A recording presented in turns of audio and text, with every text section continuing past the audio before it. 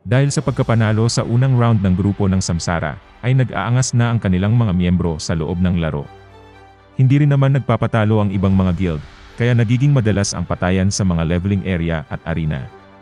Sinabi ni Yeshu na mukhang hindi pa nakaka-get over ang lahat. Bigla namang nag-message sa kanya si Lulan, at sinabing lumabas na ang boss monster ng Dark Hall. Tinanong ni Yeshu kung may kumakalaban na ba rito. Sinabi ni Lulan na marami ng guild ang nakapaligid sa boss monster, ngunit ang Lancy Pavilion pa lang ang kumikilos. Sinabi ni Yeshu sa kanyang grupo na kailangan nilang magmadali. Pumasok na sila sa loob ng dungeon. Tinanong ni manager kung ano ang kanilang plano. Sinabi ni Yeshu na kailangan muna nilang ubusin ang reinforcement ng kalaban, bago nila kalabanin ang main team. Nagtataka naman ang leader ng Lancy Pavilion kung bakit ang lahat ng kanilang reinforcements ay bigla na lang namatay. Tinanong ni Lulan kung sino na ang kasunod nilang target. Sinabi ni Yeshu na kailangan nilang hatiin ang kanilang grupo sa dalawa. Ang unang grupo ay sila Yeshu at sila ang haharap sa mga kalabang players, habang sila Lulan naman ay sa boss monster. Nagulat ang leader ng kalaban nang makita niyang sumusugod ang grupo ni Lord Grimm. Sinabi ni Yeshu kay Tang at Steam Bun na unahin muna ang mga healer.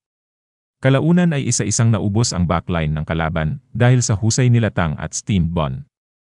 Dahil kahit dalawa lang sila, ay kayang-kaya nilang makipagsabayan sa maraming kalaban. Sinabi ni Yeshu kay Lulan na huwag lang manood at pumunta na sa boss monster. Nakita ng pinuno ng Lancy Pavilion si Lord Grimm at tinira niya ito. Sinabi ng pinuno ng Lancy Pavilion na siya si Blue River, at ito na ang kanyang main account. Sinabi ni Lord Grimm na kung ikaw si Blue River, ay malamang na hindi nalingid sa iyong kaalaman kung sino ako. Natakot naman si Blue River dahil alam niyang siya ay si EQ, ang dating rank 1 player na nagretiro. Agad naman siyang pinaglaruan at binugbog ni Yeshu. Umalis na si Yeshu upang pumunta sa boss monster.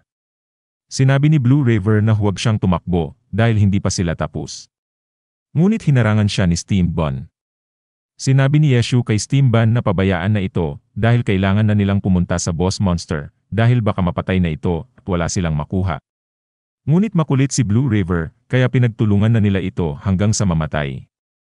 Galit na galit naman si Blue River dahil hindi nakipaglaban ng pareha si Yeshu. Ngunit napaisip rin siya dahil palagi namang magulang si Yeshu sa pakikipaglaban. Napatay na ng kanilang grupo ang boss monster. Pasimpleng pinatay ni Deception si Lulan at ninakaw ang nahulog sa kanya. Napansin ito ni Yeshu, kaya sinabi niya kay Steam Bun na bantayan ang pinto. Natawa naman sila Tang sa kanyang ginawa. Sinabi ni Yeshu na ang exit sa game ang kanyang tinutukoy. Gumamit ng smoke bomb si Deception upang makapagtago. Sinabi ni Yeshu na hanapin siya agad at kapag nakita ay tirahin. Dahil sa oras na mawala siya sa combat phase, ay agad itong maglalag out at mahihirapan na silang bantayan kung kailan siya babalik. Kalaunan ay nakita nila si Deception. Nag-iwan ito ng mga trap para sa mga humahabol sa kanya. Pinagbabaril naman siya ni Yeshu upang manatili siya sa combat phase. Bigla naman siyang hinarangan ni Tang. Sinubukan niyang lumaban ngunit dumating din si Steam Bun para tumulong. Sinabi ni Yeshu na kung inaakala niyang makakatakas siya sa rami nila, ay nagkakamali siya. Sinabi ni Yeshu na mas mabuti pang ibigay na lang niya ang kanyang kinuha. Bumilib naman sa kanya si Lulan at sinabing bumubuo sila ng grupo at ituring na lang niyang regalo ang kanyang kinuha kung sasali siya sa kanila. Sinabi ni Yeshu na masyadong mahaba ang kanyang pakikipag-usap dahil si Deception ay nakapag-out na. Sinabi ni Lulan na kung sino man ang makakapatay kay Deception ay bibigyan niya ng pabuya. Sinabi ni Yeshu na siya na ang hahabol dito. Tinanong ni Lulan kung paano niya ito gagawin. Sinabi ni Yeshu na hindi aksidenteng pumunta rito si Deception upang mamulot lang ng gamit. Dahil mataas ang upgrade ng suot niyang mga equipments, kaya mabilis kanyang napatay.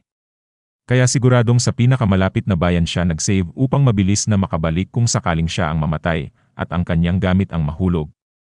Sinabi ni Yeshu na kailangan niya ng mga gamit na may mabilis na movement speed. Sinabi ni Lulan na walang problema. Sinabi ni Yeshu sa kanyang grupo na simula ngayon ay kailangan nilang mag-boss hunt at makipaglaban sa maraming players araw-araw. Ito ay mabisang training upang maging bihasa sila sa kahit anong sitwasyon. Kalaunan ay nakita na nila si Deception. Sinabi ni Steam Bun na napabilib niya ang kanilang kapitan at tinanong kung gusto ba niyang sumali sa kanila. Sinabi ni Wei na papasikatin niya ito sa professional arena kung sasali siya sa kanilang grupo. Tinanong ni Deception kung ano ang kanilang sinasabi. Sinabi ni Tang na gumawa sila ng grupo para sa professional scene. Nagulat si Deception dahil biglang lumabas si Sumo Cheng. Sinabi ni Yeshu na nakakapanghinayang ang kanyang talento kung gagamitin lang niya ito sa pamumulot ng gamit. Ipinaliwanag niya kay Deception na bumubuo sila ng isang grupo para sa professional scene. Sinabi rin niyang mayroon itong sweldo, pabahay, at pagkain. Nakakapanghinayang lang kasi kung mananatili siyang basurero. Nainis na si Deception at sinabing hindi naman basura ang kanyang pinupulot. Ngunit aksidente siyang napatay ni Yeshu nang bumunot siya ng espada. Nakalimutan ni Yeshu na binugbog na nga pala ito nila Steam Ban kanina. Muling nag-message si Lolan kay Yeshu. Sinabi ni Lolan na ang boss monster sa ilalim ng Hissing City ay lumabas na at isang maliit na guild lang ang kumakalaban dito.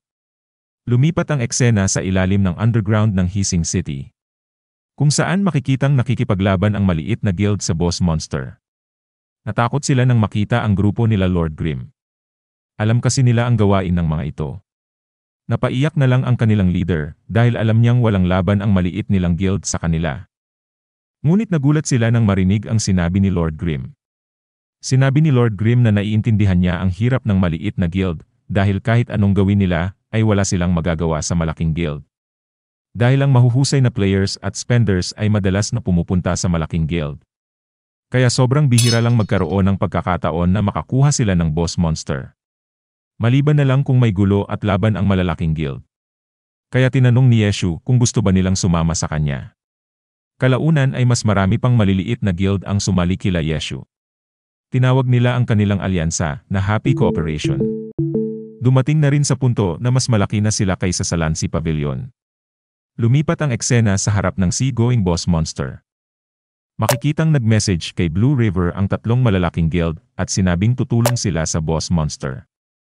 Sumagot na lang siya ng oo sa lahat kahit kaya naman ng kanilang guild ang boss monster.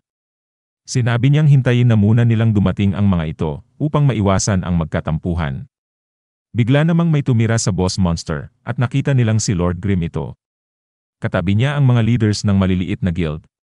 Sinabi ni Lord Grimm sa maliliit na guild na pagkakataon na nilang magpasikat. Lumipat ang eksena sa pangalawang round ng finals. Sa round na ito ay maglalaban ang dalawang grupo ng one-on-one. Makikitang si Zhao Zekai ang unang player na pinalaro ng Samsara. Mapapansin rin ang kanyang husay kumpara sa kalaban. Sinabi ni Yeshu na mahihirapan ang Blue Rain at hindi magtatagal ang kanilang laban. Sinabi ni manager na nagsisimula pa lang ang laban, at tinanong kung ganun ba talaga kalakas ang advantage ng mataas na skill points. Sinabi ni Yeshu na hindi ito dahil sa skill points, kundi dahil sa kanilang lineup. Sinabi ni Yeshu na ang unang grupo na magkakaroon ng 10 puntos ang magiging champion. Ngunit dahil malaki ang lamang ng Samsara sa unang round, ay kailangang maipanalo ng Blue Rain ang lahat ng individual match. Mahusay sa tactics ang grupo ng Blue Rain, kaya mas pipiliin nilang makipaglaban ng maingat at hindi agresibo. Ngunit hindi nila inaasahan na unang lalaban si Zhao Zekai at pipigilan silang makapuntos. Tinanong ni Tang kung bakit hindi si Huang Shouxian ang kanilang inilagay sa harap ng lineup. Sinabi ni Yeshu na hindi ganun kabilis ang kamay ng kapitan ng Blue Rain, kaya mahihirapan ito sa individual competition.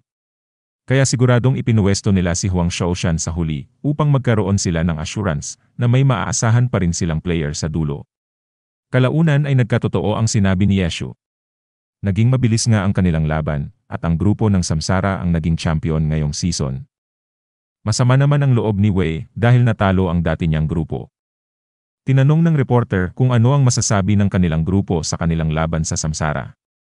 Tinanong rin niya si Huang Shouxian kung ano ang kanyang masasabi bilang ace player ng grupo, ngunit hindi nakalaro dahil maagang nabuo ng Samsara ang 10 puntos. Sinabi ni Huang na wala siyang masasabi. Nagulat ang lahat dahil ito ang unang pagkakataon na hindi nagsalita si Huang Shouxian.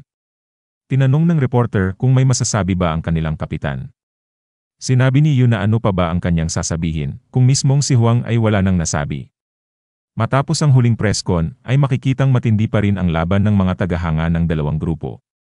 Sinasamantala naman ito nila Yeshu upang mamulot ng gamit. Sinabi ni Lolan na nakita niya sa kanyang enemy list na nag-online na si Deception. Sinabihan niya si manager na puntahan sila at kunin ang kanilang mga napulot. Nagulat si manager sa rami ng nakuha ng tatlo.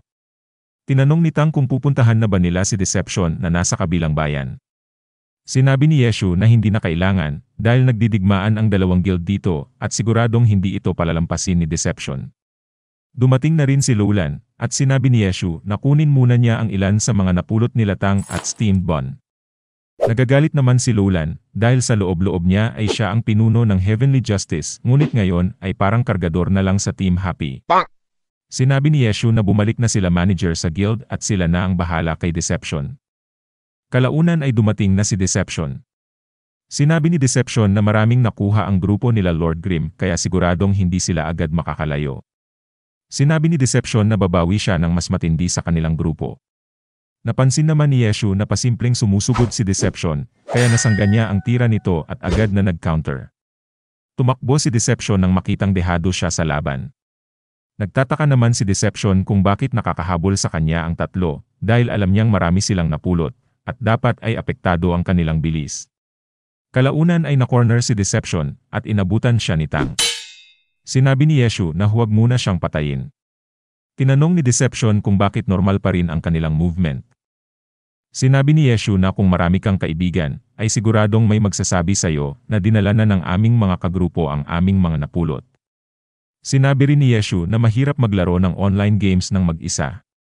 Sinubukan ni Deception na tumakas, ngunit pinigilan siya ni Tang. Sinabi ni Yeshu na kaysa nagtatago siya maghapon at palagi na lang hinahabol, ay bakit hindi na lang siya sumama sa kanila. Nagalit na naman si Deception at sinarado na lang ang game. Kaya bumalik na ulit sila sa pamumulot. Nakita naman sila ni Blue River. Eksakto namang nagsumbong ang kanilang miyembro na kinukuha ng grupo nila Grimm ang kanilang gamit. Galit na galit si Liang at sinabing itigil muna ang laban at sugurin sila Lord Grimm. Tinanong ni Lord Grimm si Blue River kung bakit nila hinahabol ang kanilang grupo. Sinabi ni Blue River na dahil kinukuha nila ang mga gamit ng kanilang miyembro at sobrang dami na nilang ginawang perwisyo sa kanilang grupo. Sinabi ni Yeshu na hindi tayo makakapamulot kung nakabuntot ang mga ito. Tinanong ni Tang kung ano ang kanyang plano. Sinabi ni Yeshu na ang mga players na humahabol sa kanila ay mas malakas pa kaysa sa mga rare monsters. Dahil ang mga ito ay may talino at diskarte, kaya mas maganda silang pagpraktisan. Kung mabawasan man ang inyong experience at mahulugan kayo ng gamit ay ituring nyo na lang na namatay kayo sa rare monsters. Sinabi ni Steamed Bun na sila na ang bahala sa mga ito. Nagtataka naman ang mga kalaban kung bakit namatay agad ang dalawa. Napatanong na lang sila kung ano na naman ang pinaplano ni Lord Grimm. Tinanong ni Yeshu kung kamusta ang kanilang training. Sinabi ni Tang na namatay sila agad dahil sa rami ng kalaban. Sinabi ni Yeshu na kung susugod kayo ng direkta sa maraming kalaban ay siguradong hindi kayo mananalo. Sa ganitong sitwasyon ay kailangan niyong pag-aralan ang mga bagay na nasa paligid na maaari niyong magamit. Bigla naman pumasok si manager at sinabing tingnan nila ang dala niyang listahan. Tinanong ni Wei kung ano ito. Sinabi ni manager na ito ang listahan ng kanilang mga nakuha sa mga ginawa nilang boss hunt. Sinabi ni manager na sobrang laki ng kinita ng kanilang grupo kahit pa naibigay na niya ang parte ng mga maliliit na guild. Bigla naman silang nakarinig ng ingay sa labas. Mula pala ito sa Excellent Era. Inaabangan kasi ng kanilang mga tagahanga ang paglipat sa kanila ng pinuno ng Thunderclap. Sinabi ni Wei na tama nga si Yeshu at sa Excellent Era nga lumipat si Xiao. Si manager naman ay nangangamba. Sinabi ni Xiao na excited na siyang makilala ang kanyang mga bagong kagrupo at inaasahan niyang susuportahan pa rin siya ng kanyang mga tagahanga. Sa susunod pong episode ay gagamit naman ng pari si Yeshu. Si Ifa naman ay tinanggal na ng Tiny Herb sa kanilang trainees at ngayon ay kasama na ng Team Happy. Kung gusto niyo pong maging updated sa kasunod na video ay maaari po kayong mag-subscribe. Maraming salamat po.